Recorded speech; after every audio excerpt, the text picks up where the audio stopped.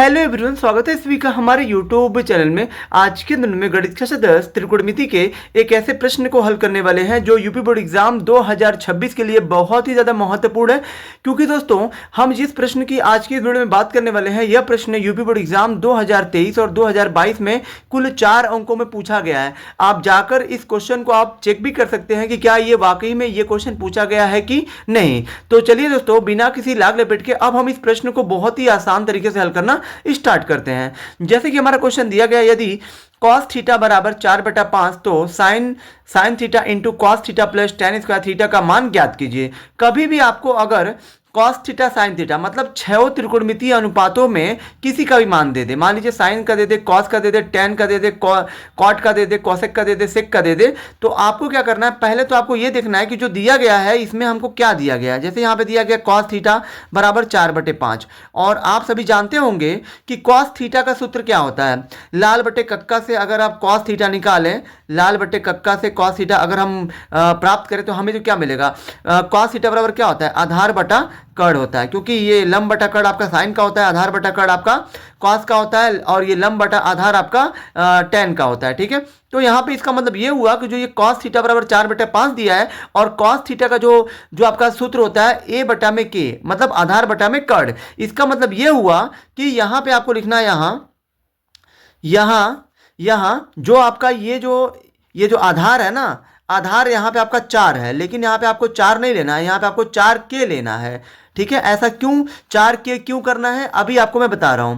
अब यहाँ देखिए कर्ण कितना है, ये बटे के नीचे कर्ण है, यहाँ पे बटे के नीचे 5 है, तो ये कर्ण का मान यहाँ पे हो जाएगा, कर्ण बराबर हो जाएगा आपका 5k हो जाएगा। यानी कि इसका मतलब ये हुआ कि कर्ण आपका ये 5k है और ये आधार आपका 4k है।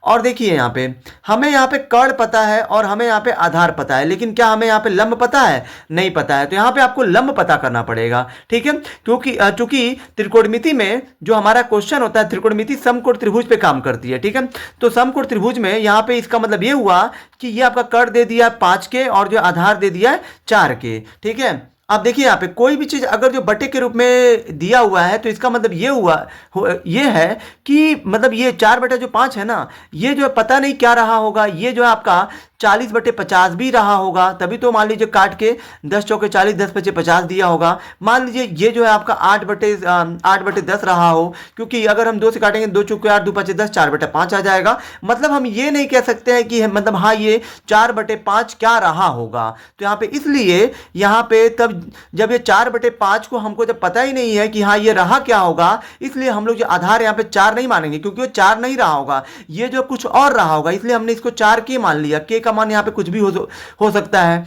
और ये कर्ण हमने मान लिया है 5k। अब यहाँ देखिए, जब भी आपको त्रिकोणमिति में आपको किसी का मान पूछे तो फिर सबसे पहले तो आपको जो चीज पता है, ठीक है, वो तो आपको पता ही है, और जो चीज नहीं पता है वो आप ज्ञात करिए। यहाँ पे हमें क्या नहीं ज्ञात है, यहाँ पे आपको लंब नहीं ज्ञात है। यानी कि लंब का मतलब क्या होता है, यानी कि लंब को हम लोग जो है परपेंडिकुलर कहते हैं। यानी कि हमें यहाँ पे ये लंब यानी कि परपेंडिकुलर हमें नहीं पता है। और आप सभी जानते होंगे कि समकोण त्रिभुज में अगर जो 3 भुजा होता है, मान लीजिए कर्ण होता है, आधार होता है, लंब होता है, अगर जो कोई 2 भुजा पता है और जो तीसरी भुजा ज्ञात करना हो तो फिर हम जो है पाइथागोरस प्रमेय का प्रयोग करते हैं। तो यहाँ पे आपको लिखना है, यहाँ पे आपको लिखना है पाइथागोरस प्रमेय का प्रयोग करने पर। यहाँ पे आपको पाइथागोरस प्रमेय का प्रयोग करना है। तो यहाँ पे पाइथागोरस प्रमेय का जब आप प्रयोग करेंगे तो पाइथागोरस प्रमेय बराबर क्या होता है, पाइथागोरस प्रमेय में आप सभी जानते होंगे कि जो कर्ण का वर्ग होता है वो जो है लंब का वर्ग धन आधार का वर्ग होता है। पहले आप इसकी सहायता से आप लंब ज्ञात करिए, तब जाके जो पूछ रहा है ना ये आपको निकल जाएगा। कर्ण कितना दिया है, 5 दिया, तो 5 लिखिए, स्क्वायर है तो स्क्वायर करिए। लंब दिया है, नहीं, लंब को L कर दीजिए यहाँ पे। अब यहाँ पे आधार कितना दिया, आधार आपका 4k दिया, तो 4k कर दीजिए। अब यहाँ पे 5 का स्क्वायर कितना होता है, 25, यहाँ पे k का स्क्वायर बराबर L स्क्वायर प्लस 4 चौके कितना होता है, 16 k का स्क्वायर। अब यहाँ देखिए ये आपका 25k स्क्वायर हो गया, प्लस वाला इधर क्या हो जाएगा, -16k स्क्वायर। इधर आपका क्या बचेगा, लंब स्क्वायर। अब यहाँ पे ये 25 में से 16 जाएगा तो कितना आएगा, ये आपका 9k स्क्वायर आ जाएगा, और बराबर में ये आपका लंब स्क्वायर है। ठीक है, अब यहाँ पे क्या करिए, लंब स्क्वायर को पूरा इधर लाइए, कर्ण स्क्वायर को इधर, सॉरी 9 के स्क्वायर को इधर भेजिए। हमें चाहिए सिर्फ लंब का मान, तो लंब में ये क्या स्क्वायर है, स्क्वायर को भेजेंगे इधर, तो ये जो है 9 के कड़ी में आ जाएगा। ठीक है, 9 के स्क्वायर कड़ी में आ जाएगा। आप सभी जानते होंगे कि 9 का वर्गमूल क्या होता है, 3 होता है। के का स्क्वायर है, मतलब यहाँ पे 2 के है तो 1 के बाहर हो जाएगा, यानी कि लंब का मान यहाँ पे आ गया आपका 3 के। अब जो पूछ रहा है वो आप ज्ञात कर सकते हैं। क्या पूछ रहा है हमसे, हमसे पूछ रहा है sine theta into cos theta और प्लस टेन स्क्वायर थीटा पूछ रहा है। आप सभी जानते होंगे कि साइन थीटा बराबर क्या होता है, साइन थीटा बराबर होता है लंब बटा कर्ण, यहाँ पे इंटू का मतलब है गुणा।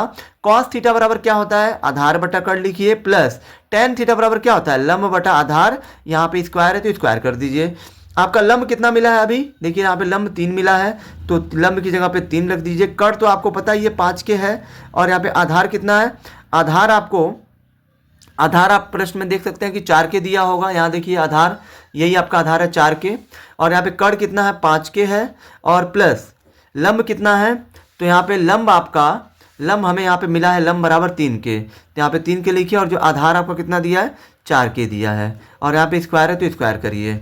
अब देखिए यहाँ पे ये कर्ण से कर्ण खत्म, ये कर्ण से ये कर्ण खत्म, ये 3 चौके कितना हो जाएगा, 12 बटे में 5 25 कितना हो जाएगा, 25, प्लस कर्ण से कर्ण खत्म, 3 का स्क्वायर कितना होता है 9, और 4 का स्क्वायर कितना होता है 16। अब यहाँ पे आपको जोड़ने का तरीका क्या है, यहाँ पे अब आपको इन दोनों को जोड़ने के लिए भिन्नों का जोड़ तो आपको आता होगा, 25 और 16 का लसा लेना पड़ेगा। तो 25 और 16 का लसा जब आप लेंगे तो आपको 480 मिलेगा। अब 25 से अगर आप 480 में भाग देंगे, इस 25 से 480 में भाग देंगे तो कितनी बार में जाएगा, 16 बार में, और 16 का गुणा आपको यहाँ पे, 16 का गुणा आपको, सॉरी माफ़ करिएगा, 25 और 16 का लसा यहाँ पे 400 आएगा। ठीक है, मैं आपको करके ही बता दे रहा हूँ कि कैसे 400 आएगा। 2 से काटेंगे 25 नहीं कटेगा, 2 8 16, फिर 2 से काटेंगे 25 नहीं कटेगा, 2 चौके 8, फिर 2 से काटेंगे 25 नहीं कटेगा, 2 दूना 4, फिर 2 से काटेंगे 25 नहीं कटेगा, 2 एकम 2।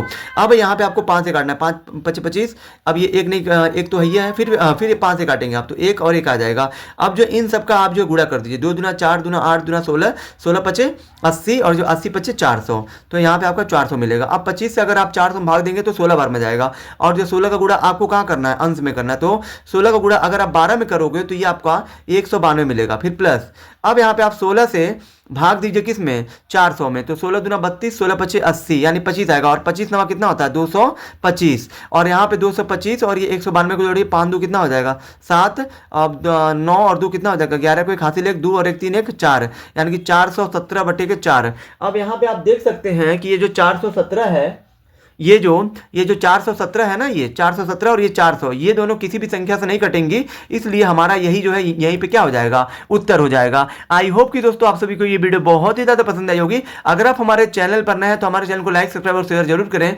जिससे आने वाली वीडियो की नोटिफिकेशन आपको मिलती रहे।